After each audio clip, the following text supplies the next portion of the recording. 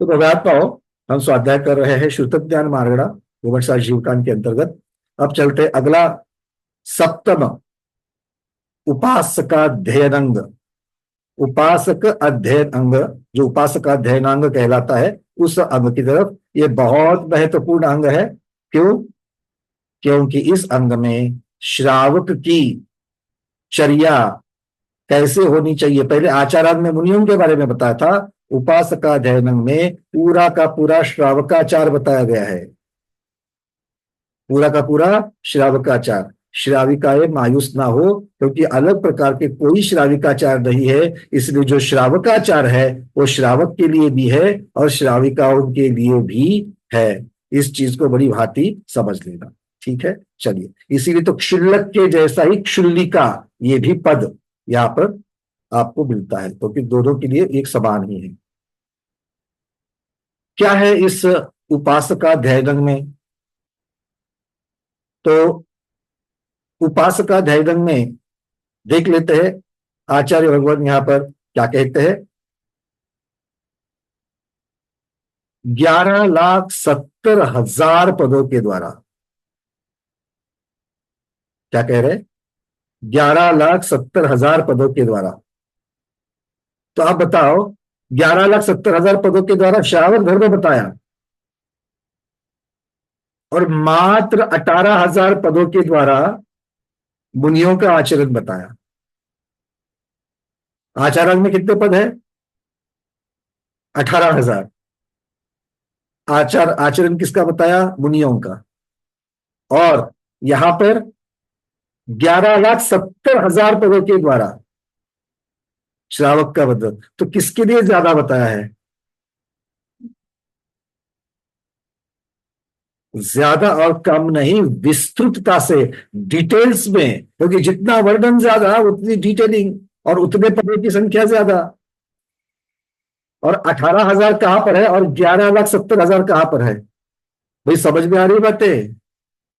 अब इसमें कितने अक्षर होंगे पद की अपेक्षा? एक पद में 1634,83,07,888 एक पद में। तो 11,70,000 में कितने? इतने शब्दों के साथ, अक्षरों के साथ में श्रावक की चर्या बताई है।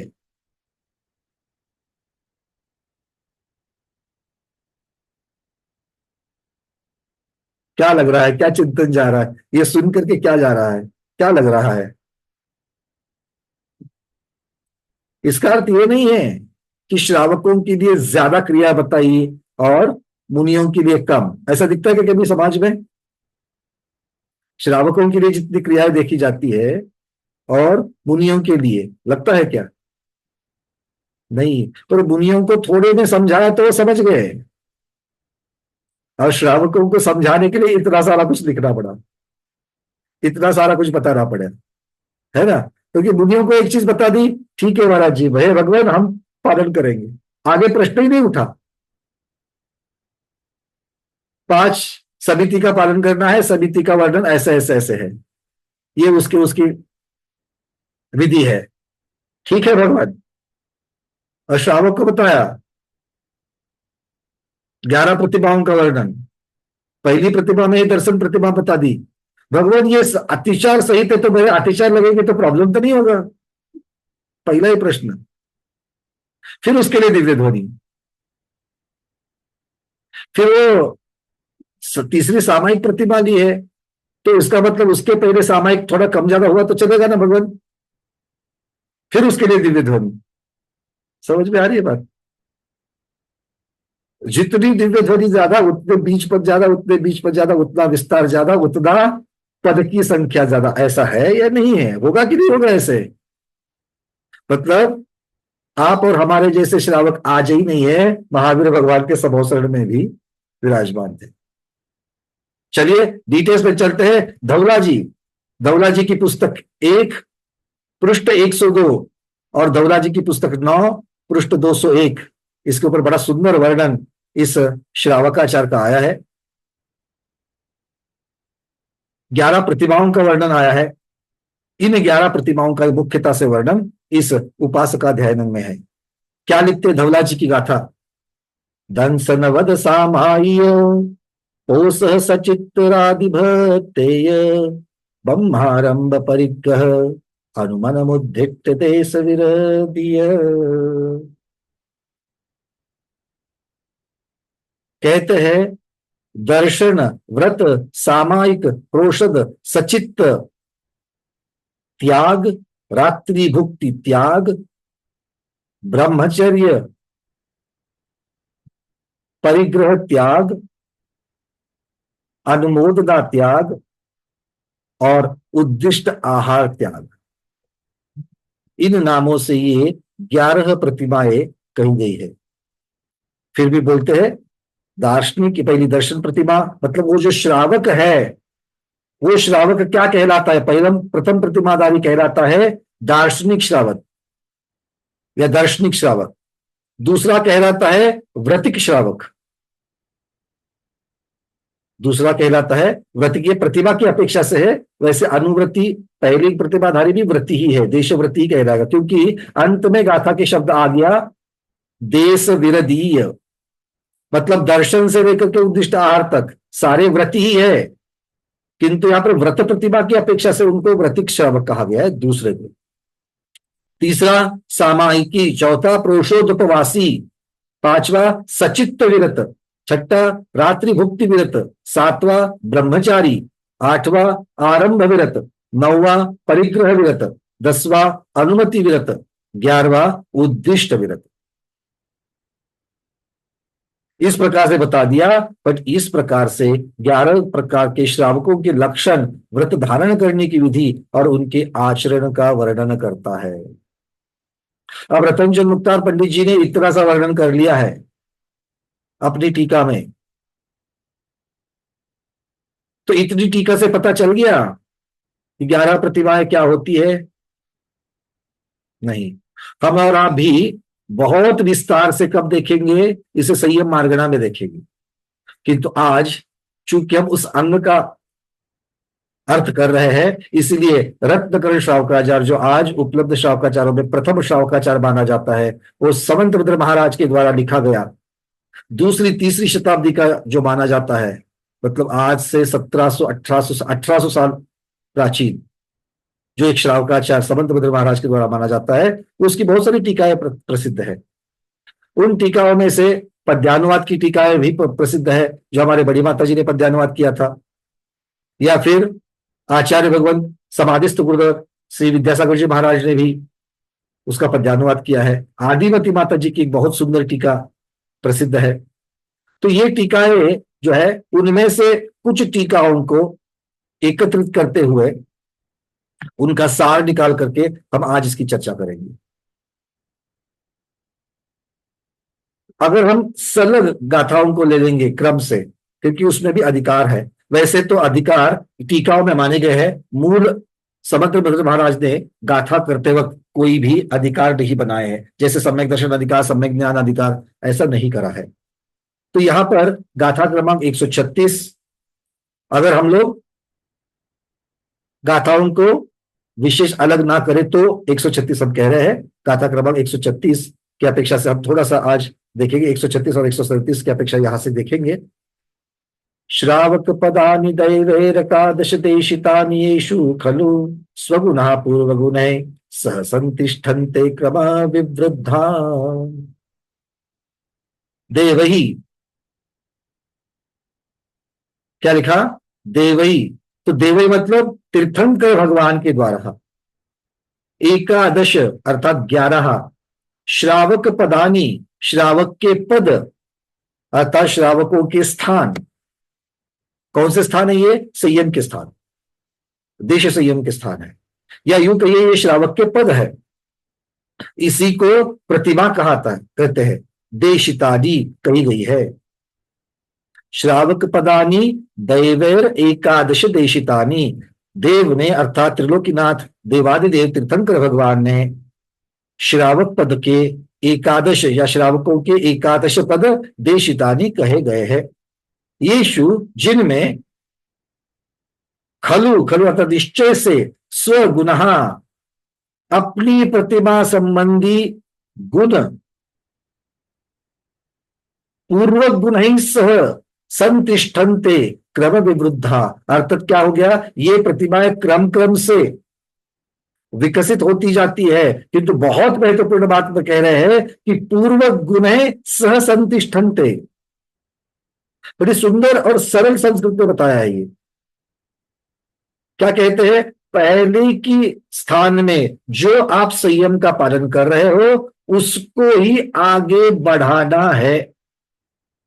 मतलब दूसरी प्रतिमा का पालन करते वक्त पहली प्रतिमा के सभी नियम पालने होंगे और फिर दूसरी के एडिशनल होंगे। दूसरी से जब तीसरी में जाओगे तब पहली प्रतिभा दूसरी प्रतिभा इन दोनों के साथ साथ में फिर तीसरी प्रतिभा के उसमें जुड़ जाएंगे। तीसरी प्रतिभा का अर्थ यह नहीं होता कि सिर्फ तीसरी का ही पालेंगे, पहली दो का नहीं पालेंगे।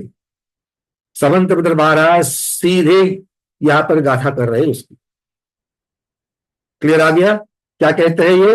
बड़ा सुंदर शब्द है स्वगुणः, मतलब उस प्रतिमा की विधि, उस प्रतिमा के गुण, उस प्रतिमा के नियम पूर्व पूर्व पूर्व गुण ही सह संतिष्ठन्ते, पूर्व गुणे से पूर्व गुणों के सहित संतिष्ठन्ते, भली भांति तिष्ठन्ते, मतलब वो वहां पर भी पाले जाते हैं क्रम विवृद्धा, क्रम से विकसित होते हुए।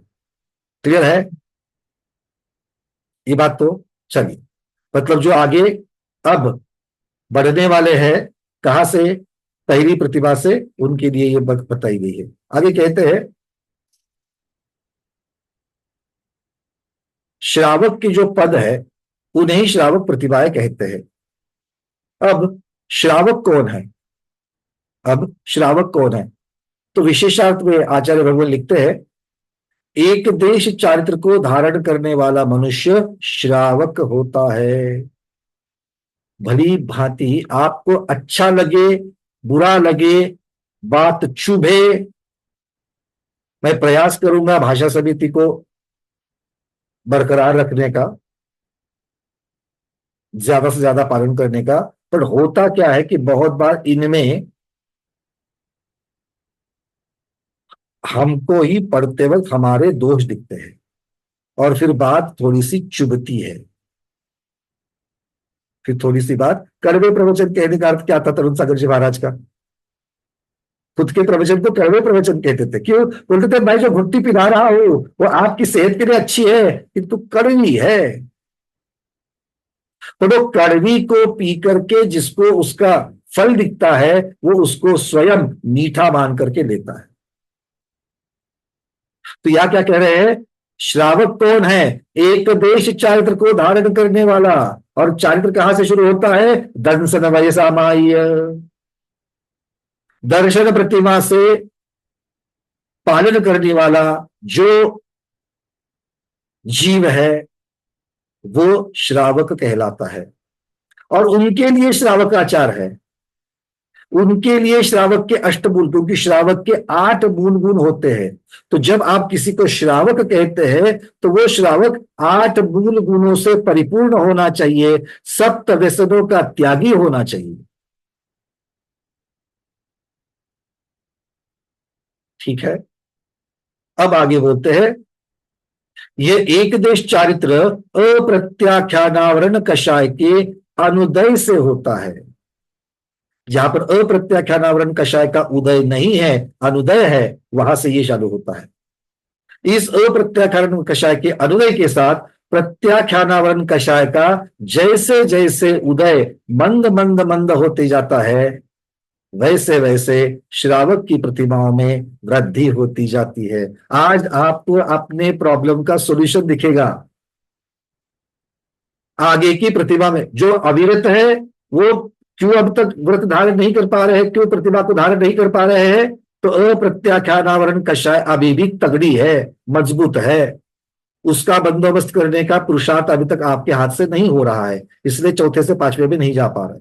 अब 5वें में तो चले गए किंतु वर्षों से पहली प्रतिमा में ही अटके हैं, दूसरी में नहीं जा पा रहे हैं। या जिन्होंने दूसरी ली है 10 वर्षों से 12 वर्षों से दूसरी प्रतिमा में ही अटके हैं, तीसरी प्रतिमा पर नहीं जा पा रहे हैं। तो ऐसा क्यों हो रहा है? क्योंकि आपने अप्रत्याख्यानावरण का तो बंदोबस्त कर लिया किंतु प्रत्याख्यानावरण को आप अभी तक सॉफ्ट मृदु नहीं कर पा रहे हैं, उसका उदय मंद नहीं कर पा रहे हैं। प्रत्याख्यानावरण का उदय जितना तीव्र, उतना ही आगे संयम में बढ़ने के आसार कम। जितना वो कम, जितना जितना उदय मंद, उतना उतना हम प्रतिमाओं में आगे बढ़ेंगे। और जिस दिन प्रत्याख्यानावरण का भी बंदोबस्त कर लेंगे, तब हम महाव्रती कहलाएंगे। क्या कहलाएंगे? महाव्रती। देखो क्या चेहरे खुल गए। उस विचार मात्र से हम महाव्रती कहलाएंगे। आहा, अरे वो सुख का अनुभव तो कर रहे हो, पर अभी तो क्षणिक अनुभव कर रहे हो, है ना? क्योंकि अगले क्षण क्या पता चल रहा है, हम महाव्रती नहीं है। तो उसके लिए क्या करना पड़ेगा? प्रत्याख्यानावरण को बंदोबस्त करना पड़ेगा। और वो बंदोबस्त करने से पहले प्रत्याख्यानावरण को, क्यों सुरेश जी, क्या करना पड़ेगा? प्रत्याख्यानावरण को मंद मंद मंद मंद करना पड़ेगा, तब जाकर के अगली प्रतिभाओं में जा पाएंगे। ठीक है, चलिए आगे कहते हैं, श्रावक के 3 भेद है, ग्रंथांतरों में बताए गए हैं। अलग अलग ग्रंथों में 3 भेद श्रावक के किए गए हैं, पाक्षिक, नैष्ठिक और साधक। जो सब अब ध्यान से सुनना, आचार्य भगवान क्या लिख रहे हैं। वो कहते हैं, सम्यक दर्शन के साथ 8 मूल गुणों का अभ्यास रूप से जो पालन कर रहा है, वह प्राक्षिक श्रावक कहला रहा है। बहुत सारे जीवों में, बहुत सारे स्वाध्यायों के मन में ये एक धारणा थी, एक बहुत बड़ी, अभी भी कंफ्यूजन चल रहा है कि पहली प्रतिमा में 12 व्रत होंगे कि नहीं होंगे, भले अतिचार सहित है। कोई कहता है कि नहीं, कोई कहता है कि हाँ, कोई साधु विशेष कहते कि नहीं, आपने सिर्फ 5 अनुव्रत ले लिए तो आपकी पंचम गुणस्थान हो गया। आपने अनुव्रत लेने मात्र से पंचम गुणस्थान, पर क्या उस अनुव्रत के साथ में और भी कुछ होना जरूरी है? तो यहां पर सिर्फ 5 अनुव्रत के साथ में अष्टमूल गुण का होना, इस बात को रख रहे हैं। और दूसरा, अष्टमूल गुण के साथ में 12 व्रतों का भले अतिचार सहित ही सही सातिचार पालन कर रहे हैं, ये दूसरी जगह पर है। तो ये 2 भेद हमें यहां पर दिख रहे हैं सीधे सीधे। ध्यान से वर्णन को सुनिए। श्रावक के पाक्षिक, नैष्ठिक, साधक की अपेक्षा 3 भेद ग्रंथांतरों में बताए हैं। जो सम्यक दर्शन के साथ 8 मूलों का अभ्यास रूप से पालन करता है, तो 8 मूल गुणों का अभ्यास रूप पालन भी कर सकते हैं, किंतु वो जीव पाक्षिक श्रावक कहलाएगा। वो जीव पाक्षिक श्रावक कहलाएगा। और पाक्षिक श्रावक की गुणस्थान कौन सा है? पाक्षिक श्रावक का गुणस्थान 4था गुणस्थान। ठीक है, तो आप भले अनुव्रतों को आजन्म धारण नहीं कर पा रहे हो, किंतु ऐसे जैसे वर्षा योग आ रहे हैं, पर्व आ रहे हैं, उनमें उन अनुव्रतों का स्वीकार करते हुए अभ्यास रूप से पालन कर रहे हो। कहा गया हमारे हेमांगी दिया है कि आज उपलब्ध? हाँ हेमांगी दीदी, वर्षा योग के साथ मैं अनम्यूट कर रहा हूं। देखो, मैं जो हम लोगों ने बात कही थी वर्षा योग के, पिछली साल भी किए, तो 2 साल से हम लोग ये सब कर रहे हैं कि वर्षा योग के आधार से अनुव्रतों का अभ्यास, जो लोग सीधे डायरेक्टली नहीं ले पा रहे हैं, क्यों? ठीक है ना दीदी? और आप लोगों ने, बहुत सारे लोगों ने किया था, और उसके बाद में फिर अनुव्रतों को भी धारण किया था। अभ्यास रूप तक ही ना सीमित रहते, पहले अभ्यास किया और फिर अनुव्रतों को धारण कर लिया है। तो यहां पर सीधे बता रहे हैं कि जो पाक्षिक श्रावक है, वो पाक्षिक श्रावक सम्यक दर्शन के साथ में 8 मूल गुणों का अभ्यास रूप से पालन करता है। पाक्षिक श्रावक जो 11 प्रतिभाओं का निरतिचार पालन करता है। अब यहां पर शब्द आ गया निरतिचार, 11 प्रतिभाओं का निरतिचार। तो पहली प्रतिभा स्वयं ही उसका स्वरूप सातिचार है, तो जैसा स्वरूप है वैसा, यहां पर निरतिचार शब्द का अर्थ क्या है? प्रतिभाओं का स्वरूप जैसा है वैसे पालन कर रहे हैं। तो श्रावक की 11 प्रतिभाओं का जो निरतिचार पालन करता है, वह नैष्ठिक श्रावक कहलाता है। और जो अंत समय में संलेखना धारण कर रहा है, वह साधक श्रावक कहलाता है। अब यहां से बहुत सुंदर दार्शनिक अर्थात दर्शन प्रतिमा का वर्णन शुरू होता है। इस गाथा में मुख्यतः से 3 श्रावक के भेद के बारे में बताया गया और दूसरी बात बताई गई कि पहले की प्रतिमाओं को अगले की प्रतिमाओं में पालन करना होता ही होता है। क्लियर हो रही है बातें? तो पाक्षिक श्रावक पता चल गया। पाक्षिक श्रावक अभ्यास रूप से अष्टबुलगुण के साथ में अनुव्रतों का अभ्यास करता है। और यहां पर अष्टबुलगुण में हम अनुव्रत क्यों ले रहे हैं? क्योंकि ये समंतभद्र स्वामी का रत्नाकर श्रावकाचार की बात चल रही है और समंतभद्र स्वामी ने अनुव्रत के बिना अष्टबुलगुण नहीं कहे हैं। पंचानुव्रत के बिना अष्टबुलगुण नहीं होते हैं। आगे चल करके आशाधर पंडित जी ने वगैरह या फिर और कुछ आचार्यों ने इसमें और थोड़े से बदलाव किए हैं, किंतु उन बदलावों को भी भली भांति समझना चाहिए। बदलाव का अर्थ यह नहीं कि उन्होंने कुछ जिनवानी को बदलने का प्रयास किया है, उसको अच्छे ठीक वाले अर्थ उसको निकलना चाहिए। इसका मतलब है जो समंतभद्र स्वामी ने बताया था उसको ही और कुछ चीजें उन्होंने जोड़ दी, क्योंकि समय समय के अनुसार श्रावकों का जैन दर्शन को मानने वाले जीवों का आचरण कुछ अलग अलग बदलते जाता है समय के अनुसार। क्यों? क्योंकि ये जीव भी समाज का हिस्सा है और उस समाज में मिथ्या दृष्टि सम्यक दृष्टि दोनों होते हैं, जैन अजैन दोनों होते हैं। तो इसीलिए उनके ऊपर उनका प्रभाव होना बहुत स्वाभाविक होता है और इसीलिए समय समय पर इन अष्टगुणों की व्याख्या में थोड़ा सा बदलाव हो रहा है।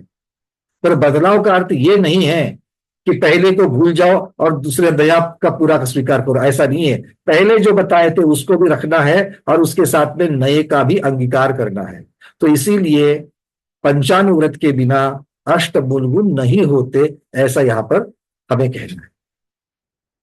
अब हो सकता है कि ये बात किसी को जचे ना जचे, किंतु जिस तरीके से हमने अर्थ निकाला अपनी बुद्धि से कि अगर ऐसा नहीं होता तो फिर पहले आचार्य ने जो बताई हुई बात है उसको आगे के आचार्य या फिर पंडित जी, ऐसा कोई आशाधर जी जैसे विद्वान जो है वो उसको बदलने का क्या साहस करेंगे? अगर समंतभद्र महाराज ने कुछ बात रखी है तो क्या उसको पंडित आशाधर जी उसको बदलने का प्रयास करेंगे? नहीं, वो उस परिस्थिति के अनुसार उसमें और कुछ चीजें मिलाएंगे। जैसे प्रतिक्रमण पाठ, जो क्रियाकलाप में जो प्राचीन प्रतिक्रमण पाठ आ गया है, उस प्रतिक्रमण पाठ में अब थोड़े से बदलाव किए जा रहे हैं या आज की अपेक्षा से कुछ प्रतिक्रमण पाठ में बदल किए गए हैं। तो वो उस आचार्यों की कृति में बदल नहीं किया है, तो आज के अनुसार एक नया प्रतिक्रमण पाठ बन गया है। तो प्राचीन वाला तो आपको पढ़ना ही पढ़ना है, किंतु आज की अपेक्षा से भी आप उसमें जो हम लोग मिस्टेक करते हैं उन मिस्टेक्स को, उन दोषों को भी उसमें अंतर्भूत किया गया है। वही बात शांति धारा की भी है। अब शांति धारा में सस्यमारी ये विषय आता था। अब सस्यमारी मतलब जो खरगोश है, शार्दुल है, या फिर बहुत सारे ऐसे उस पर शब्द आते हैं जो आज उनकी मारी है ही नहीं है, आज उनकी मारी नहीं है। तो बड़ी माता जी ने पुराने वाले शांति धारा को बदला नहीं, उन्होंने उसको जो का त्यों रखा, किंतु अपनी एक स्वयं शांति धारा की रचना करी। उसमें उन्होंने विद्युत दुर्घटना छिंछिंदी बिनबिंदी, व्यापार हानि छिंछिंदी बिनबिंदी, त्रिचक्रिका दुर्घटना, द्विचक्रिका दुर्घटना, 2 व्हीलर 3 व्हीलर, चतुर चक्रिका दुर्घटना, इन सब चीजों को ले लिया। विषाक्त वाष्प क्षरण भयम, विषारी वायु जो है, विषारी वायु जो है, उस विषारी वायु को जो भोपाल दुर्घटना वगैरह हुई थी, अब इसका जिक्र तो प्राचीन में नहीं आएगा, किंतु अब तो आएगा। हम हर रोज अब पिछले 3-4 साल से महामारी निवारक सप्तऋषि को क्यों हर रोज नमस्तु कर रहे हैं? किंतु कोविड ने ऐसा एक झटका दिया है कि अब हम उसको अपनी भूमिका के अनुसार इसका अंतर्भाव कर रहे कि नहीं कर रहे। तो इसीलिए कभी ऐसा मत सोचना कि समंतभद्र स्वामी ने अष्टमूल गुण अलग दिए थे और आशाधर जी ने अलग दिए या फिर और कुछ आचार्यों ने अलग बताए हैं। वो अपने अपने समय के अनुसार उसमें उन्होंने चेंजेस किए गए हैं। और इन चेंजेस को अपनी अपनी भूमिका के अपने समय के अनुसार किया है। इसका अर्थ ये नहीं कि पहले वाले जो है उनको भूलना है, वो भी है और ये भी है।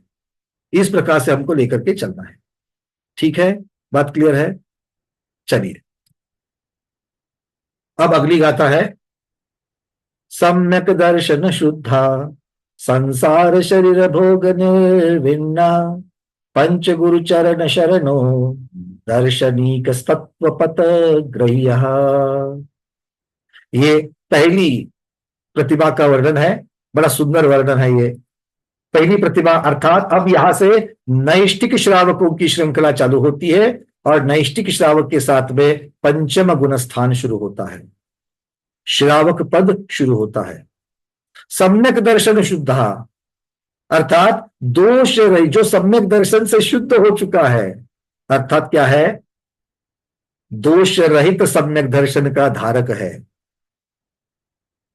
तो सम्यक दर्शन में दोष होते कि नहीं होते हैं? सम्यक दर्शन में दोष होते हैं। तो ये प्रश्न सीधा है, निर्दोष सम्यक दर्शन के हंस रहे सब लोग। सम्यक दर्शन स्वयं शुद्ध है, उसको पालन करने वाला जो है उसके अंतर्गत सब शुद्ध सम्यक दर्शन को पाने के लिए जिन जिन दोषों से दूर होना पड़ता है उन दोषों की यहां पर चर्चा चल रही है। तो दोष रहित सम्यक दर्शन का अर्थ क्या होता है? उस प्रकार का वो घी, शुद्ध घी, जिसमें अब नवनीत का कोई भी अंश नहीं है। बना किससे है? नवनीत से बना है, किंतु नवनीत को छोड़े बिना बना है क्या? बोलो। मक्खन, नवनीत जिनको शब्द समझ में नहीं आ रहा है, मक्खन। आपने मक्खन है, घी के सामने मक्खन को कच्चा कहेगी कि नहीं कहेंगे? कच्चा। उसको पकाने के लिए रख दिया, आधा पक गया, अब गैस बंद करके आप बोलोगे क्या घी तैयार हो गया? बोलोगे नहीं। क्यों? बना तो उसी से है। नहीं, तो उसको पूरा जब तक नहीं पकाते हैं और पकाने से उसकी अशुद्धियों को निकाल रहे हैं, वो अशुद्धियां जब तक उस मक्खन से चली नहीं जाएंगी, क्योंकि मक्खन के अंदर घी विद्यमान है तो और जगह से दिया रहा है, किंतु जब तक उसमें से अशुद्धियों को नहीं निकालते हैं तब तक शुद्ध घी मिलता नहीं है। वैसे ही जीव के भाव में, जीव के श्रद्धान में कच्चापन होता है। क्यों? क्योंकि उसमें दोष होते हैं। जीव के श्रद्धान में जो दोष होते हैं, उन दोषों को जब तक आप निचोड़ करके नहीं निकालोगे तब तक शुद्ध सम्यक दर्शन की प्राप्ति नहीं होगी। बात समझ में आ रही है? तो निर्दोष सम्यक दर्शन अर्थात सम्यक दर्शन स्वयं शुद्ध है, किंतु हमारा श्रद्धान जो मलिन था, उस मलिनता से संपूर्ण शुद्धता की तरफ हुआ कि नहीं हुआ है, ये हमारे श्रद्धान के दोषों की बात यहां पर कह रहे हैं, निर्दोष श्रद्धान के सहित। शोभा चुरीवाल दीदी पूछ रहे गाथा नंबर कौन सा है? 137 नंबर। अगर आप गाथाओं को क्रमांक नहीं देंगे तो, नहीं तो बहुत सारी प्रतियों में पहले 41 गाथाएं जो है वो सम्यक दर्शन के अधिकार की मानी गई है, फिर सम्यक ज्ञान की गाथाओं को फिर 1 2 3 4 5 गाथाएं सम्यक ज्ञान की आई है। तो 41 + 4 ऐसा करके आपको जाना पड़ेगा। ठीक है, तो यहां पर अगर सलग क्रम से लेंगे तो 137 नंबर गाथा है। आप जहां पर 11 प्रतिभाओं का वर्णन, 11 प्रतिभा अधिकार जहां पर बताया गया है, उसकी पहली गाथा या दूसरी गाथा ले सकते। चलिए, तो निर्दोष सम्यक दर्शन का जो धारक है, मतलब क्या हो गया? मतलब क्या हो गया? जरूरत पड़ेगी तो 2 दिन भी चर्चा चल सकती है इस अंग की, कि जल्दी से जल्दी निपटा ले, सुन नहीं पाएंगे। कितने लोगों को लगता है कि 2 दिन चलेगी? तो क्योंकि जितना हम धीरे चल रहे हैं ऐसा लग रहा है कि आज एक दिन में पूरी होगी कि नहीं होगी। अगर होगी तो अच्छा है, नहीं तो आगे बढ़ा सकते हैं, अनुमति है आपकी। चलिए, बहुत अच्छे स्वाध्याय है। क्योंकि पहली प्रतिभा तक या ज्यादा से ज्यादा दूसरी प्रतिभा तक, कोई विरला यहां पर तीसरी प्रतिभाधारी बैठा है कि नहीं? तो वहां तक की बातें, आगे की बातें तो ज्यादा शुभेगी नहीं। चलो, तो अब दोष रहित करना है सम्यक दर्शन को, उस नवनीत को छोड़ करके, कच्चेपन को छोड़ करके हमें शुद्धता की तरफ जाना है। मतलब क्या क्या, 25 दोषों से दूर होना पड़ेगा, सीधी सीधी बात। 3 मूढ़ता और 25 दोषों से रहित होना पड़ेगा। तो क्या हम अभी भी देव मूढ़ता को, लोक मूढ़ता को और गुरु मूढ़ता को पालन कर रहे हैं क्या? मैं अब इसके डिटेल्स पे नहीं जाऊंगा, इस चीज को देखना है। अगर इसका अंश मात्र भी अगर हमने अभी भी विद्यमान है, तो हमारा घी पक्का नहीं है। अच्छा वाला घी किसे कहते हैं? जिसको चौके में दिया जा सकता है। आया ना?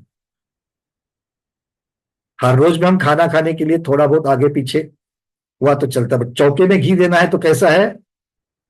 शोध का, प्रासूक, मर्यादा वाला, बढ़िया से बना हुआ, है ना? वो वाला, बट वो वाले घी की बात कर रहे हैं। तो उसमें दोष नहीं रखना है। तो दोष नहीं रखना है तो सबसे पहले मूर्ताओं के अंश पूरे के पूरे निकालने हैं। मद, अहंकार, किसी भी प्रकार का अहंकार अगर हम में आ रहा है तो हमारा सम्यक दर्शन मलिन होगा कि नहीं होगा? हम मिथ्या दृष्टि की कैटेगरी में नहीं जाते हैं, पक्का नहीं जाते हैं, पर 5वें से चौथे में जरूर आ जाएगी, क्योंकि सम्यक दर्शन शुद्ध होना चाहिए। अहंकार आता है कि नहीं आता है? आता है कभी कभी, किंतु उसको हमें जल्द से जल्द उसमें से, कच्चेपन से बाहर निकलना है। अनायतनों का सेवन कभी कभार मजबूरी में, नहीं, जिसका पाला नहीं पड़ता वो कह रहे कि भाई दी। पर मैं बहुत बार उदाहरण दे चुका हूं। अगर आपकी दुकान ऐसे मोहल्ले में है, ऐसी गली में है जहां पर अजैन ज्यादा है, और फिर उनके लिए, उनके महोत्सव के लिए अगर आपको कुछ चंदा देना पड़े, दान देना पड़े, भले आप उस दान की भावना से नहीं कर रहे हैं, किंतु वहां पर उस प्रकार की क्रियाओं का थोड़ा तो दोष लगता है। पर इसका अर्थ ये नहीं है कि दोष लग रहा है, क्योंकि आप मन से तो वहां पर सारी चीजें नहीं, एक उपसर्ग की अपेक्षा से आप उसको ट्रीट कर रहे हैं। तो खैर, 25 दोषों से रहित और 3 मूर्ताओं से रहित सम्यक दर्शन का धारक। अगला बहुत सुंदर है, संसार शरीर भोग निर्विन्ना। हमें बड़ा अच्छा लगता है ये शब्द, संसार से निर्भिन्न। निर्भिन्न मतलब क्या है? विरक्त। संसार से विरक्त, शरीर से विरक्त और भोगों से विरक्त। संसार और शरीर से थोड़ा बाद में सोचेंगे, बड़ी बात है, बहुत बड़ी बात है वो। आप हाँ बोलोगे तो भी मेरा विश्वास जल्दी नहीं होगा। तो क्या हम भोगों से निवृत्त हैं? भोग किसे कहते हैं? भोग किसे कहते हैं? बार बार भोगे वो उपभोग, एक बार भोगे वो भोग, है ना चेतन जी? बड़ी बात है। अब यहां पर भोग और उपभोग दोनों को मिलाकर के ले लेना। क्या हमें उससे यहां पर उसको भोगने की बात या नहीं भोगने की बात नहीं कर रहे हैं? ध्यान से सुनना, पहली प्रतिभा का वर्णन चल रहा है। यहां पर आपके मुंह पर ताला नहीं लगा रहे हैं, आपके भोगों के उपभोग के ऊपर ताला नहीं लगा रहे हैं, बस उसका प्रमाण कर रहे हैं, उसको भोगने की आसक्ति का निषेध कर रहे हैं। कुछ एडवर्टाइजमेंट देख ली, अरे चलो मुझे इसको करके देखना है। एक कहीं समाचार मिल गया, फला फला मॉल खुला है। मॉल समझते हैं सब लोग आजकल, सुपरमार्केट बड़े बड़े, वो मॉल खुला, अरे क्या बढ़िया, वहां पर फव्वारे लगे हैं, रात में जाओ तो लाइटिंग वगैरह बहुत देखने जैसी है। उठ करके गए, जाने का निषेध नहीं कर रहा हूं, जाने से वहां पर अत्याचार लग रहा है ये बात नहीं कह रहा हूं मैं, पर उसके बारे में अब मन उदासीन होना चाहिए। अरे बहुत देख यार, कितना देखना है, एक के जैसे दूसरे ही रहते। ये अंदर से ये भावना अगर आपकी नहीं आ रही है,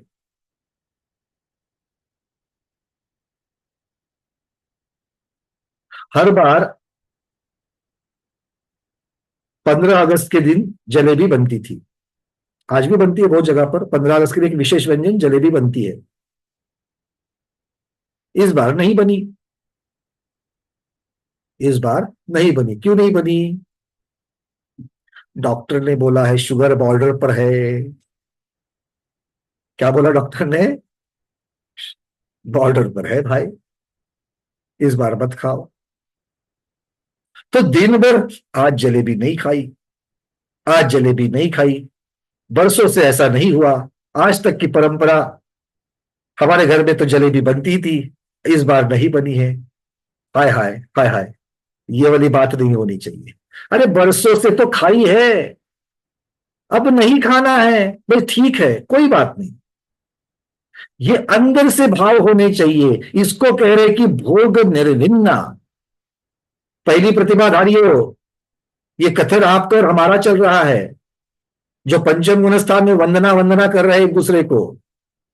अभी बहुत दूर जाना है।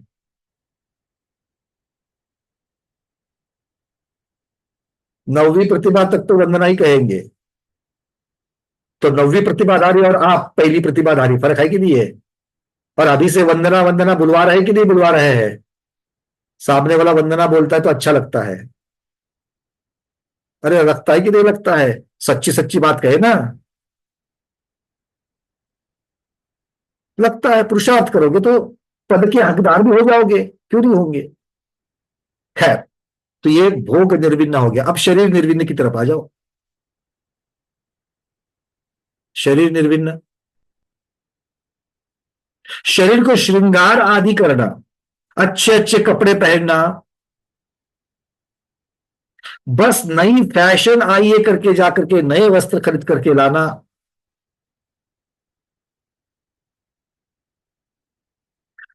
शादी ब्याह में ना, बच्चे तो बच्चे, बुजुर्ग भी जिस प्रकार के वस्त्र आजकल परिधान करते हैं, मुझे उसका निषेध नहीं है, मैं उसकी बात नहीं कर रहा हूं। पर मार्केट में नया फैशन है, इसीलिए मैं ये अब पहनने वाला हूं। इस बार मुझे तो वही चाहिए, कुर्ता नहीं चलेगा, वेस्टर्न कुर्ता चाहिए।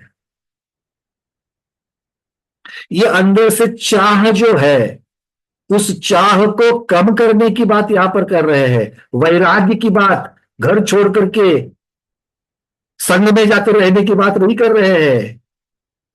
किंतु देश चारित्र का अर्थ है कि अब अंदर से उदासीनता आनी चाहिए। मेरे फलाफला, मेरी बहन आएगी, मेरा भाई आएगा, मेरी माँ आएगी, मेरी बेटी आएगी, मेरा बेटा आएगा, मेरी बहू आएगी, तो हम ये करेंगे। सोचने में मैं निषेध नहीं कर रहा हूं, पर उसी के साथ दिन ब दिन बहते जाना। अरे एक बार तो हमने एक से पूछा कि भाई आलू प्याज क्यों नहीं छोड़ रहे हो? आप इतना सारा स्वाध्याय सुनती हो, स्वाध्याय करते हो, और अनुव्रत भी लेने के नजदीक हो, बस आलू प्याज की वजह से अटका पड़ा है। अरे क्या बताए भैया जी आपको, अभी तो बेटी की शादी नहीं हुई है, ब्याह नहीं हुआ है। कल जब ब्याह हो जाएगा और दामाद जी बोलेंगे सासू माँ चलो, हम सब लोग बाहर खाना खाने के लिए जा रहे हैं, आपको भी चलना है, और तब दामाद के साथ खाना खाने जब होटल जाओगी, तब मैं कैसे कह पाऊंगी कि मैं नहीं आ सकती, मैं आलू प्याज नहीं खाती? अभी तो हमारी बहुत सारी जिम्मेदारियां हैं। कौन सी जिम्मेदारियां है? आने वाले दामाद के साथ होटल में जाकर खाने की जिम्मेदारियां है, और इसलिए आज तक हमने आलू और प्याज नहीं छोड़ा है। यहां तक की बातें हैं। आगे ऐसी ऐसी चीजें होगी, इसीलिए आज मैं व्रत को धारण नहीं कर रहा हूं। आगे मेरे व्रत निभेंगे कि नहीं निभेंगे, इसलिए आज लोग व्रत लेने से डर रहे हैं। अरे बच्चा अगर चलने के परिणामों से चलेगा ही नहीं, हर बच्चा चलते वक्त गिरता ही गिरता है, गिरता ही कि नहीं गिरता है? बिना गिरे बिना चोट खाए किसी ने आज तक साइकिल सीखी है? फिर भी साइकिल हर लोगों ने चलाना सीखा कि नहीं सीखा? नाक में मुंह में पानी जाए बिना कोई तैराक बन सकता है, स्विमिंग आ सकती है किसी को, पर वो सीखी कि नहीं सीखी? अगर उस डर से अगर लेते ही नहीं, करते ही नहीं, तो कभी स्विमिंग आती, कभी साइकिल आती, कभी चलना सीख पाते? घर से बाहर निकलूंगा, मैं तो अपनी साइड से चल रहा हूं, सामने से आकर के कोई गाड़ी मुझे ठोक देगी, ऐसा सोचकर घर से बाहर निकलना बंद करते हो क्या? बोलो। तो फिर व्रतों के बारे में ऐसा क्यों? अरे निभेंगे कि नहीं निभेंगे? अनुव्रतों में ना निभने वाली क्या बात है भाई? अनुव्रतों में ना निभने वाली बात क्या है? आपको अब तक क्या बताया गया है? सम्यक दर्शन के दोषों से दूर रहना, भोगों की आकांक्षा आकांक्षा से दूर रहना। वो अगर आप नहीं करोगे तो भी डॉक्टर जरूर उसकी भरपाई कर देंगे, पक्का। तला हुआ मत खाना, नमकीन मत खाना, ज्यादा हेवी नहीं खाना, रात को सोने से पहले कम से कम 3-4 घंटे भोजन पहले कर लेना। ये सब डॉक्टर बताते हैं कि नहीं बताते इस उम्र में? अब तो वो तो छोड़ना ही छोड़ना है। और वैसे भी आप अगर मानो या ना मानो, बच्चे बहू वो तो आपको खिलाने से रहे, डॉक्टर ने मना किया है निकाल लो, डॉक्टर ने मना किया है निकाल लो। आपसे ज्यादा उनको उस चीज का डर है, तब तो छोड़ना ही पड़ेगा कि नहीं पड़ेगा? तो क्यों ना हम पहले से ही इन भोगों के प्रति हम निर्विण्ण हो जावे, विरत हो जावे। अब आता है शरीर का। शरीर के बारे में क्या है? बस सजने धजने की बात। सजने धजने को यहां पर निषेध नहीं किया जा रहा है। सजने धजने से पहली प्रतिमा में दोष नहीं लग रहा है। बार बार मौका आते ही सजना धजना और सजने धजने में ही अपना उपयोग लगाते रहना। टीवी खोलो तो जो भी कुछ देख रहे हो उसमें उसने क्या, अगर मंदिर जी में गए, सभा में, धर्म सभा में गए, इधर उधर देखते हो लोगों के कपड़े और आभूषण के ऊपर अगर आपका ध्यान जा रहा है तो सोच लेना हमारी पहली प्रतिभा नहीं है। अब बहुत पहन लिया भैया, अब तो उदासीन हो जाओ। ये है। अब इसके बाद में है संसार। ऐसी ऐसी क्रियाएं जिनकी वजह से हम मोक्ष मार्ग पर ना चलते हुए सांसारिक मार्ग पर चलेंगे, ऐसी ऐसी सांसारिक मार्ग की जो क्रियाएं हैं उनसे अब हमें विरत होना चाहिए। अर्थात धर्म मार्ग की, धर्म की क्रिया में हमें ज्यादा अब उल्लास होना चाहिए, उत्साह होना चाहिए, और सांसारिक क्रियाओं में नहीं होना चाहिए। पहले फला फला फला फला 4-5 रिलेशंस के बाद में जिनका रिलेशन है उनकी भी शादी ब्याह में जाते थे, गोद भराई में जाते थे। अब इतने दूर के ना जाओ, थोड़े नजदीक वालों में ही जाओ जिनके ब्लड रिलेशन से। अब कितनी बार मैंने ऐसे भी श्रावक श्राविकाओं को देखा है, महीने में कम से कम 4 या 5 शादियां अटेंड करते ही करते हैं। ये अतिशयोक्ति नहीं है, मैं आपको बता रहा हूं। अरे आप कहाँ गए थे? नहीं, शादी में गए थे। अगले कहाँ गए थे? शादी में। अरे कितनी शादियां, अब हमारा है ही परिवार इतना बढ़िया भैया। अच्छा बोलो क्या, क्या परिवार, कहाँ पर है? अरे वो हमारी ननंद है, ननंद की जो भौजाई है वो भौजाई के ससुराल के, वो उसको वहां दिए है ना, उनके बहुत अच्छे रिलेशन से उनकी शादी में गए। बस। क्योंकि इन सब में आरंभ हो रहा है, इन सब में आरंभ हो रहा है, और आरंभ हमें संसार मार्ग पर लेके जा रहा है। अब संसार मार्ग अर्थात आरंभ वाले मार्ग से हमें निर्विघ्न विरत होना है। ये अंदर से आना चाहिए, और जितना जितना ये अंदर से भाव बनेंगे उतना उतना प्रत्याख्यानावरण कर्म का हम उदय को मंद मंद मंद करते जा रहे हैं। अगर उसको मंद नहीं करोगे तो धीरे धीरे हमारे अत्याचार बढ़ेंगे, क्योंकि विशुद्धि जब नहीं बढ़ती है तो विशुद्धि का उल्टी चीज जो है वो बढ़ती है। वो क्या है? संक्लेश बढ़ता है। और संक्लेश क्या करवाएगा? आपको पता है। ठीक है, बातें समझ में आ रही है? संसार शरीर भोग निर्विन्न। अगला है पंच गुरु चरण शरण। पंच परमेष्टि भगवान की चरण की शरण को जो प्राप्त है, पंच परमेष्टि को छोड़ करके किसी को शरण नहीं जा रहा है, वो अब तक जाते थे क्योंकि बहुत सारे जीव, स्त्री हो पुरुष हो, इस प्रकार के मन वाले, इस प्रकार के चिंतन वाले होते हैं कि छोटी छोटी चीजों में, सांसारिक आपदाओं में, विपदाओं में डर जाते हैं, चिंताग्रस्त होते हैं। अरे हाय क्या करूं, ये नहीं हो रहा, क्या करूं, ये नहीं हो रहा, क्या करूं। ठीक है, आ रही बात समझ में? तो अगर ये बात अगर नहीं हो रही है तो उसके लिए क्या करो? अरे फिर इस एरिया में ये करो, कोई बताएगा वो करो, कोई बताएगा वो करो। तो ये सारी चीजें नहीं होगी।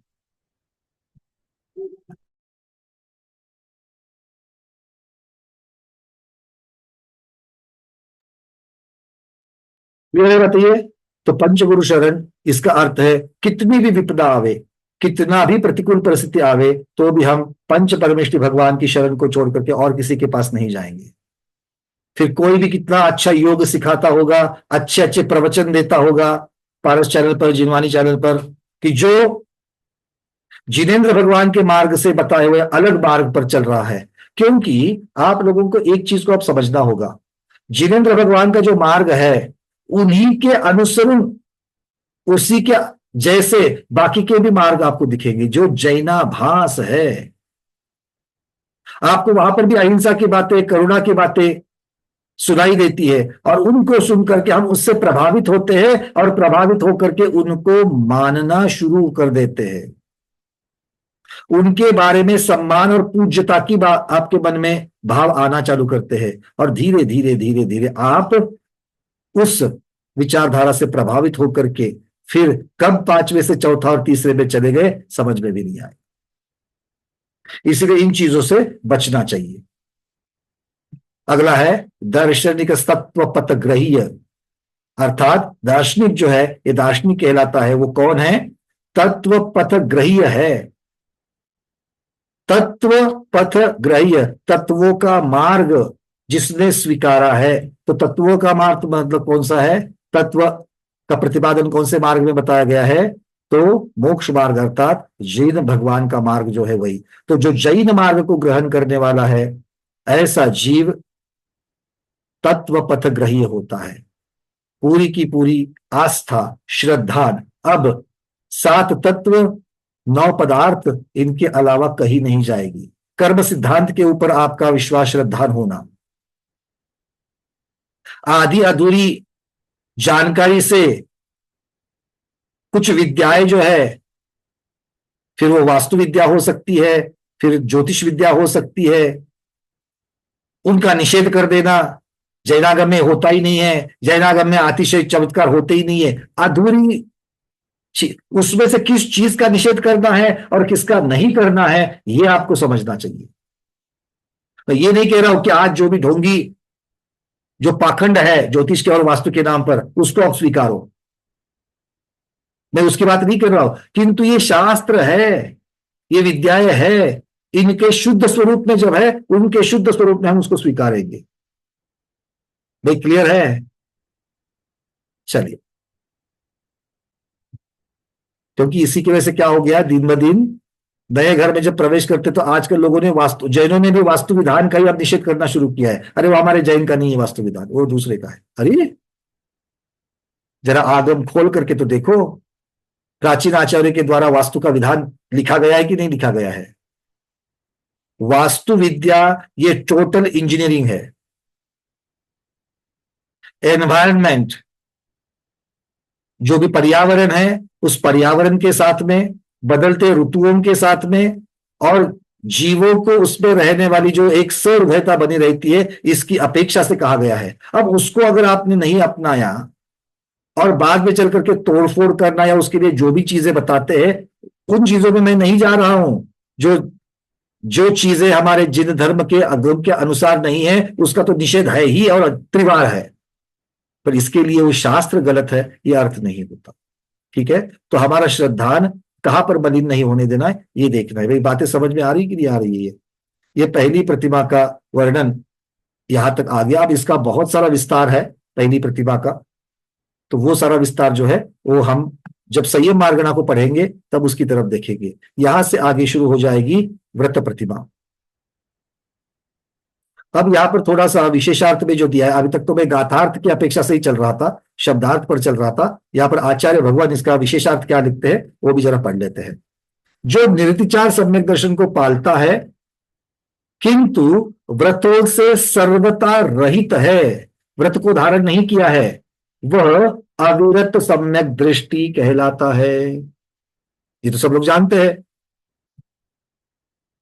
यही जीव जब, यही मतलब कौन? अविरत सम्यक दृष्टि, जब अष्टमूल गुणों का अतिचार सहित धारण करता है, अष्टमूल गुण के भी अतिचार लगते हैं, तथा सात व्यसनों का सातिचार त्याग करता है, मतलब सप्त व्यसन में भी उसके अतिचार लग रहे हैं। व्यसनों का त्याग तो किया है किंतु थोड़े थोड़े अतिचार सप्त व्यसनों में भी उसके लग रहे हैं, तब ये जीव पाक्षिक श्रावक कहलाता है। मतलब जो अष्टमूल गुण का अभ्यास रूप से पालन कर रहा है, जिसके व्यसन के त्याग में अभी अतिचार लग रहे हैं, वो श्रावक पाक्षिक श्रावक कहलाता है। और वो पाक्षिक श्रावक या फिर अष्टमूल गुणों में भी जिसके अतिचार लग रहे हैं, वो पाक्षिक श्रावक कहलाता है। आचार्य भगवान कह रहे हैं असंयत सम्यक दृष्टि तथा पाक्षिक श्रावक ये दोनों ही चतुर्थ गुणस्थानवर्ती है, उनका पांचवा गुणस्थान नहीं है, वो अभी तक देश विरत नहीं है, वो मार्ग पर है। मतलब चौथे गुणस्थान में दो कैटेगरीज हो गई, एक बिल्कुल भी व्रत को धारण नहीं करता है, दोनों सम्यक दृष्टि है, एक बिल्कुल भी व्रत को धारण नहीं करता है, ये निचली कैटेगरी हो गई चतुर्थ गुणस्थान की। और चतुर्थ गुणस्थान की और एक ऊपर वाली कैटेगरी क्या हो जाएगी? भैया अभ्यास रूप से अनुव्रत है, 4 महीने के लिए है, 1 वर्ष के लिए है, अभ्यास के लिए लिए है, सप्तव्यसन का भी त्याग किया है, किंतु अभी भी कभी कभी उसमें दोष लगते हैं। अनुव्रत के पालन में दोष लगते हैं। तो ऐसे साधक चौथे गुणस्थान की ऊपरी कक्षा में है, क्योंकि वो प्रयास कर रहे हैं। नीचे जो है प्रयास भी नहीं कर रहे, ऊपर जो है प्रयास कर रहे हैं। ठीक है, और जो ये जीव व्यसनों के त्याग में अतिचार नहीं लगाता है, अनुव्रतों में अतिचार नहीं लगाता है, किंतु इसके साथ साथ में 12 प्रतिमा 12 व्रत जो है, उन 12 व्रतों का अतिचार सहित, अब उसके व्रत में अतिचार लगते हैं, बाकी चीजों में अतिचार नहीं, बट व्रत में अतिचार लगते हैं, वो जीव चढ़ करके 5वें गुणस्थान में जाकर के उसके सबसे निचली अवस्था जो है 5वें गुणस्थान की पहली प्रतिमा, वहां पर वो स्थित है। अभी तक वो शोध वाला भोजन नहीं कर रहा है, अभी तक मर्यादा वाले भोजन की यहां पर चर्चा नहीं है। मैं ये नहीं कह रहा हूं पहले प्रतिभाधारी कल की बासी रोटी खाओ, मैं ये नहीं कहूंगा। भले हाँ, हम जो थोड़ा सा चीजें बता रहे हैं ना, उसके ऊपर हमने सुना कि समाज में चर्चा हो रही, पंकज भैया ने ये सब बताया, गाथा में तो नहीं है। भाई जो भी है, चूंकि यहां पर संसार शरीर भोग निर्विन्ना इस शब्द के अंदर बहुत सारी चीजें आती है, और वो निर्विन्ना जो विरतपना है, वो विरतपना जब होता है तो अब एक दिन की बासी जो रोटी जब तक नहीं होती तब तक उसका चूरमा नहीं बनता बोले। तो चूरमा खाने के लिए एक दिन की बासी रोटी बना करके अगर आप खा रहे हो, तो कहां का आपका भोग निर्विन्न हो जाएगा बताओ? तो एक दिन की बासी रोटी खानी चाहिए क्या? सीधी बात है। अगर गाथा में नहीं लिखा है कि बासी रोटी मत खाओ, तो भी इसका अगर अर्थ करेंगे बासी रोटी मत खाओ, तो क्या गलत किया हमने? बोलो। हाँ, ठीक है। तो जब भी आप किसी के द्वारा बताए गए नियमों का चर्चा करते हो, तो उसके पीछे की भूमिका जो है ना, वो बहुत महत्वपूर्ण होती है, उस भूमिका की अपेक्षा से देखना चाहिए। आगे इसके आगे अर्थात पाक्षिक श्रावक के आगे जब यह सम्यक दृष्टि संसार शरीर और भोगों से विरक्त होकर व्रत धारण करने के क्षेत्र में अग्रसर होता है तथा मध्य मास मधु के त्याग, इसी के साथ अहिंसा अनुव्रत आदि 5 अनुव्रतों का धारक होता है और पंच परमेष्टियों की अखंड श्रद्धा रखता है, तब वो दार्शनिक श्रावक कहलाता है। मतलब पहले के जो आपने अभ्यास रूप अष्टबुल गुण थे, अब वो नियम रूप अष्टबुल गुण आपके हो गए हैं। और उसके साथ साथ में संसार शरीर भोग का निर्विघ्नपना विरतपना, वैसे ही पंच परमेष्टि को छोड़ करके अन्य किसी के शरण ना जाने की बात जो है वो यहां पर कह रहे हैं। ठीक है, हाँ एक बात यहां पर मैं स्पष्ट कर दूं, पंच परमेष्टि को छोड़ करके किसी को शरण नहीं जाएंगे, इसका अर्थ ये नहीं होता कि क्षेत्रपाल पद्मावती का सम्मान आगम में जैसे बताया गया है, अर्घ्यम समर्पयामि के बीजाक्षरों के साथ में जो बताया गया है वो भी नहीं करता, नहीं करता है, बिल्कुल करता है। अगर वो नहीं करेगा तो सम्यक दर्शन में उसके दोष लग जाएगा। क्यों? क्योंकि आगम पर श्रद्धा नहीं है। आगम में जहां तक की सम्मान की बात क्षेत्रपाल पद्मावती यक्षिणी आदि के बारे में जो बताई गई है, उसको आगम के अनुसार जब तक वो पालन कर रहा है तब तक वो सम्यक दृष्टि है, नहीं तो वो सम्यक दृष्टि नहीं है। ये बात को समझना, क्योंकि बहुत सारे लोगों ने पंचगुरु शरणा का अर्थ ये हो गया है कि पंच परमेष्टि को छोड़ करके आप, अरे उनको शरण जाने के लिए आपने किसने बताया है? देवादिदेव त्रिलोकीनाथ को ही शरण जाना है। और जो स्वयं अभी भी दूसरे के शरण जाते हैं, यक्ष यक्षिणी क्षेत्रपाल तीर्थंकर प्रभु को छोड़ करके और किसी के शरण में जाते हैं क्या? कोई कथा किसी को पता है क्या कि धर्मेंद्र पद्मावती फला फला व्यंतर के या और किसी के शरण में जाते हैं? ऐसा सुना है कभी? अरे कभी नहीं, एक कथा दिखा दो मेरे को। वो जाएंगे, वो स्वयं सम्यक दृष्टि है और इसीलिए वो किसके जाएंगे? बिल्कुल दीदी कह रही तीर्थ क्षेत्र भूमि कल्याण भूमि आदि की पूजा। अरे जो उनकी वजह से पावन हुआ जो पुद्गल है, उस पुद्गल की भी तो पूजन करते हो। भक्तामर विधान जब करते हो तो अष्ट प्रातिहार्य के 8 अर्घ चढ़ाते कि नहीं चढ़ाते हो? तो प्रातिहार्य जीवित है क्या पुद्गल है?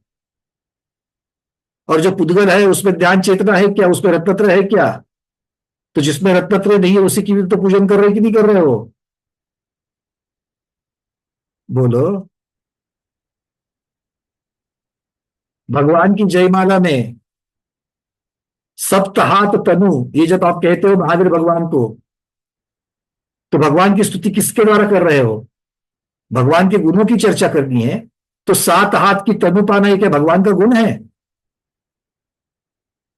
तो उसके साथ में स्तुति कर रहे कि नहीं कर रहे हो? थोड़ा सा ध्यान रखो अपना। विवेक विवेक विवेक के नाम पर कि हम कहां तक अविवेक में जा रहे हैं, इस चीज को भी देखना बहुत जरूरी है। ठीक है, तो अच्छा हो गया मुझे याद आ गया और मैंने आपको ये सब चीजें याद दिला दी। पंचगुरु शरणा का अर्थ आगम के विरुद्ध नहीं होता है, ये बात को समझ लेना। चलो, दार्शनिक श्रावक से यहां से पंचम गुणस्थान का प्रारंभ होता है। ये नैष्टिक श्रावक का पहला भेद है। अब यहां से दूसरी प्रतिमा 138 नंबर गाथा। निरतिक्रमण मनुव्रत पंचकमपि शील सप्तकम चापी धारयते निशल्यो यो सो व्रति नाम मतो व्रति कहा। अब यहां पर जो 12 व्रत की चर्चा चल रही है, वो 12 व्रत की चर्चा यहां पर मुख्यता से निरतिचार रूप से इस दूसरी प्रतिभा में आ रही है। इसको देख लेना। पहली प्रतिभा में अभ्यास रूप से करो ना करो, अभ्यास रूप से ही है, नियम से नहीं है वहां पर। तो दूसरी प्रतिभा में ये सारे के सारे 12 व्रत जो है वो यहां पर नियम से है। कैसे कैसे है? जो सबसे पहले तो कह दिया जो है निशल्यो, जो शल्य रहित होता है। 3 प्रकार के शल्य से जो रहित है। मैं आज सिर्फ ये गाथा लेकर के आज मैं बंद करूंगा, आगे कल इसको और भी आगे लेकर के जाएंगे। फिर निरतिक्रमण, अतिचार रहित अनुव्रत, 5 अनुव्रत को शील सप्तकम अर्थात 3 गुणव्रत और 4 शिक्षाव्रत रूप 7 शीलव्रतों को धारण करता है। वह व्रतिनाम गणधर देवादिक महाव्रतियों के मत में व्रतिकः अर्थात व्रति श्रावक माना जाता है। जब तक 12 व्रतों का निरतिचार पालन नहीं होता है, मर्यादा वाला भोजन, शुद्ध वस्त्र के साथ में किया हुआ भोजन, इसी के साथ में पहली प्रतिभा के जितनी भी चीजें हैं उनका भी पालन करना है, और शील सप्तकम अर्थात गुण व्रत को और शिक्षा व्रतों को भी, सामायिक आदि शिक्षा व्रतों को भी जो निरतिचार पालन करता है। पहली प्रतिभा में सामायिक किया नहीं किया, अतिचार लगते ही लगते हैं। दूसरी प्रतिभा में नहीं चलेगा, 2 बार की सामायिक करनी ही करनी है। क्लियर है? फर्क समझते जा रहा है? तो इस प्रकार से ये वर्णन यहां पर आ रहा है। अब इसका विशेषार्थ जो है उस विशेषार्थ को भी कहते हैं। पहली प्रतिभा में 3 शल्यों का अभाव नहीं हुआ था, क्योंकि जिसका वर्णन पहले नहीं आया था अब नई चीजों में आया है, तब उस पर बदलाव है। तो पहली प्रतिभा में 3 शल्यों का अभाव नहीं हुआ था, तथा अनुव्रतों में कदाचित अतिचार लगते थे। पहली प्रतिभा में अनुव्रतों में भी अतिचार लगते थे। कैसे? संकल्प हिंसा का त्याग था, इसीलिए पेस्ट कंट्रोल करते वक्त थोड़ा हिचकती, पेस्ट कंट्रोल करूं कि नको, पेस्ट कंट्रोल करूं कि नको, करूं कि नको, मेरे अनुव्रत इसलिए तो मैं नहीं ले रहा हूं क्योंकि घर में दूसरा कोई नहीं है, हमको ही तो घर के कॉकरोच वगैरह को देखना पड़ता है, चींटियों को देखना पड़ता है। कितनी बार वर्ष में पेस्ट पेस्ट कंट्रोल कितनी बार करते हैं? 1 बार करो तो 6 महीने तो आराम से चलता है, मतलब 2 बार हो गया। और ये भी जिम्मेदारी अगर बहू बेटियों पर डाल दो तो अच्छी बात है। अगर बहू बेटियां घर में नहीं है और खुद को ही संभालना पड़ रहा है, तो कह रहे आचार्य कि पहली प्रतिभा में अतिचार लगते ही लगते, दूसरी में नहीं चलेगा। पहली प्रतिभा में अनुव्रतों में तो थोड़े से अतिचार लगते ही लगते हैं, ये यहां पर कह रहे हैं, परंतु दूसरी प्रतिभा आते ही इनकी तीनों शल्य छूट जाती है और 5 अनुव्रतों का निरतिचार पालन होने लगता है। इसी के साथ 3 गुणव्रत और 4 शिक्षा व्रत का भी ये पालन करता है, परंतु यहां पर 3 गुणव्रत और 4 शिक्षा व्रतों में इनके पालन में कदाचित, कथनचित, किसी अपेक्षा से अतिचार लग सकते हैं, अतिचार लगते हैं। और इन्हीं अतिचारों को दूर करने के लिए आगे की प्रतिभाएं बताई है। दूसरी प्रतिभा में उसको भले निरतिचार कहे, अगर 100% कोई चीज अगर परफेक्ट होती तो फिर दूसरी प्रतिभाधारियों को प्रतिक्रमण करने की बात आती ही नहीं, आया ना? गलती नहीं करोगे तो प्रतिक्रमण कहां से करोगे? तो दूसरी प्रतिभाधारी भी प्रतिक्रमण करते मतलब उनके भी तो दोष लगते कि नहीं लगते हैं। उसका स्वरूप, दूसरी प्रतिभा का स्वरूप निरतिचार पालन करना है, फिर भी अतिचार तो लगते ही लगते हैं। पहली प्रतिभा का जो स्वरूप है वो तो है ही, किंतु अतिचार लगते ही लगते हैं, और इसीलिए प्रतिक्रमण की व्यवस्था बनाई गई है। महाव्रत को महाव्रती धारण कर रहे हैं, फिर भी प्रतिक्रमण कर रहे हैं, क्यों? क्योंकि महाव्रतों में दोष लग ही रहे हैं। तो दोष लग रहे हैं इसलिए महाव्रत लेना बंद कर दे, फिर अनुव्रत लेना बंद कर दे, तो क्यों नहीं ले रहे हो? बोलो, डरते किससे हो? अतिचारों से तो डरते हो ना। यही तो बात यहां पर कह रहे हैं। खैर, इस प्रतिभाधारी का नाम व्रतिक अथवा व्रति श्रावक है, क्योंकि इसी को व्रत प्रतिभा, किंतु यहां पर मैं फिर से कह रहा हूं, इनको व्रति कहा करके पहले प्रतिभाधारी व्रति नहीं है, ऐसा नहीं है। पहली प्रतिभाधारी भी व्रति है, दूसरा भी व्रति है। व्रत प्रतिभा की वजह से उसको व्रति कहा है और दर्शन प्रतिभा की वजह से उसको दार्शनिक व्रति कहा है, किंतु है तो ये सभी एक देश व्रतधारी, क्योंकि पहली प्रतिभा से ही पंचम गुणस्थान अर्थात देश विरुद्ध संयमा संयम शुरू होता है। आज के स्वाध्याय में इतना ही रखते हैं। आज के स्वाध्याय को गुरुओं के श्री चरणों में बारंबार नमोस्तु वंदना में इच्छाकार करते हुए और उस उपासकाध्याय रंग महान उपकारी उस अंग के श्री चरणों में भी बारंबार नमोस्तु करते हुए आज के स्वाध्याय को संपन्न करते हैं। जैनम जयतु शासनम, जैनम जयतु शासनम, जैनम जयतु शासनम। इन प्रतिमाओं का थोड़ा सा वर्णन